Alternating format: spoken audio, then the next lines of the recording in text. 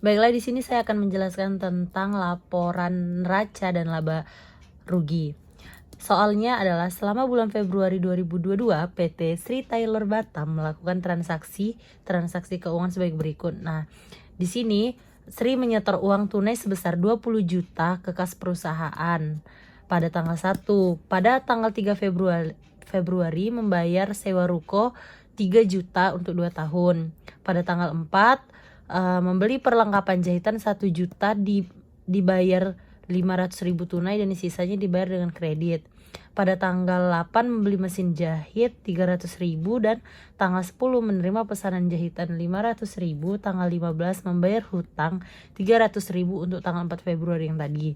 Tanggal 20 membayar gaji pegawai Rp 400.000 rupiah. Nah, yang pertama kita cari adalah jurnal umum.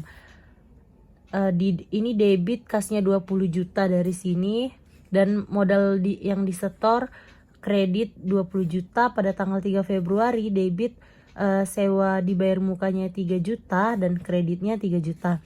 Nah, pada tanggal 3-4 Februari kan perlengkapan jahitnya itu 1 juta.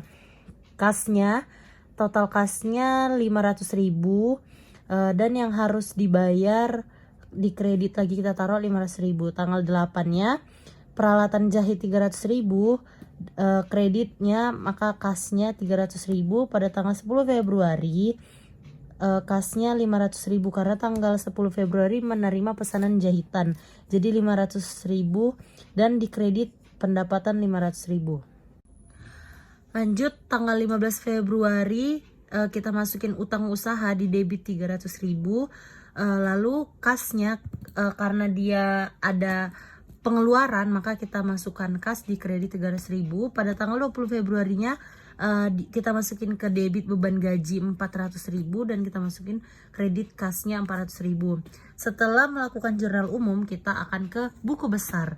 Di buku besar ini saya membuat kas ini kas semua nih, yang kayak tadi ini kan kas, jadi nanti dimasukin kasnya di sini semua yang ada kata kas di sini nih. Nah, ini modal ini nih dikurang, nah hasil kasnya 16 juta.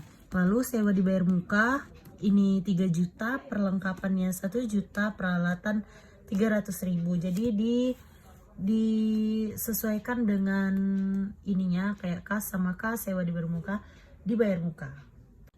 Lanjut utang usaha. Utang usahanya kan dia membeli perlengkapan mesin jahit, di kredit dia karena ngutang 500.000. Lalu angsuran hutangnya dia melakukan angsuran hutang pada tanggal 15 Februari, jadi masukin ke debit 300.000, jadi 500 dikurang 300 200. Lalu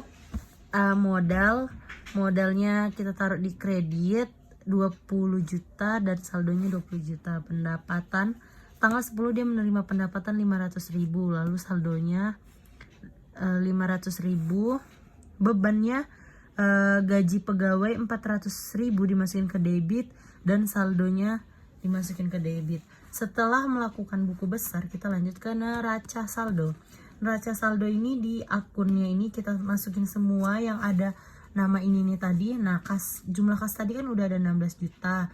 Lalu kita taruh yang sewa dibayar di muka, perlengkapan, peralatan, utang usaha, kita masukin debit. Nah, ini kan utang usahanya di kredit 200.000. Nah, gini, nah hasilnya 20.700.000. Nah, ini harus balance. Lanjut setelah neraca saldo kita lanjut ke laporan laba ruginya. Nah, pendapatan pemesanan penjahitan kan ada 500.000.